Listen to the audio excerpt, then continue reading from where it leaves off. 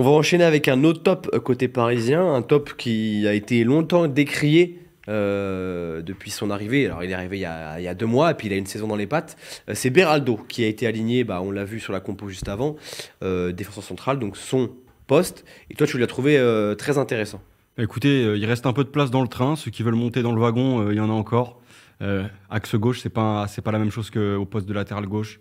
Beraldo, ce soir, il fait son baptême du feu, c'est parfait. En Ligue des Champions, un aussi jeune joueur qui joue son 2e match de Ligue des Champions, c'est parfait. Tout dans la qualité de relance, cette capacité à être un stopper, même sa capacité justement de relance qu'on voit sur le 2e but parisien, le second but, c'est magnifique. C'est un joueur de collectif, c'est un joueur qui sent le jeu, qui est capable de relancer très proprement.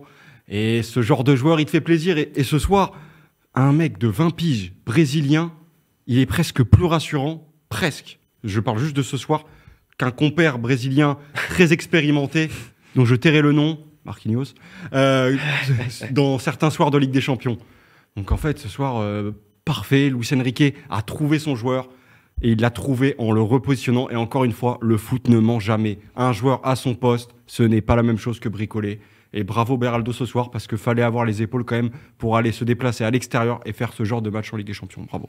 Moi, je suis totalement d'accord. Et je l'avais dit. Alors, effectivement, il y a eu des matchs où il est passé à côté. Mais comme personnellement, moi, je l'avais écrit après un match au parc, où on en avait parlé aussi sur le débrief au match aller, il faut appeler vraiment à la patience avec ce joueur, parce que encore une fois, c'est quelqu'un qui n'avait pas été aligné à son poste par Luis Enrique la majeure partie du temps. C'est un poste à laquelle il n'a jamais été aligné au Brésil de toute sa carrière. Ouais. Donc, il n'avait jamais été latéral gauche au Brésil, à Sao Paulo.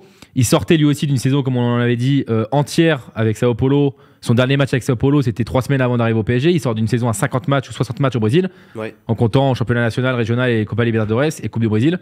Donc forcément, il est jeune, il débarque en Europe, dans un gros club européen. Il a que 20 ans, donc il faut de la patience. Et c'est avec ce genre de match qu'il va prendre de la confiance, surtout quand tu es aligné à ton poste. C'est parfait ce soir, Beraldo. C'est parfait. Et on en parlait en off ce soir.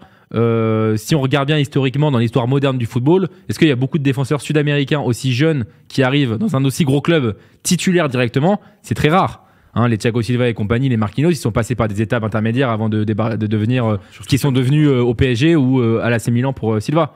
Donc là, sa situation n'est pas simple et il peut avoir une ascension fulgurante potentielle s'il continue à aligner des prestations comme ça dans des gros matchs. 6,5 la note de Beraldo. Un peu dur, moi j'aurais mis 7,5 presque. Je serais monté pour t'ennuyer 7,5. Je sais que t'aimes pas les demi-points. 7,5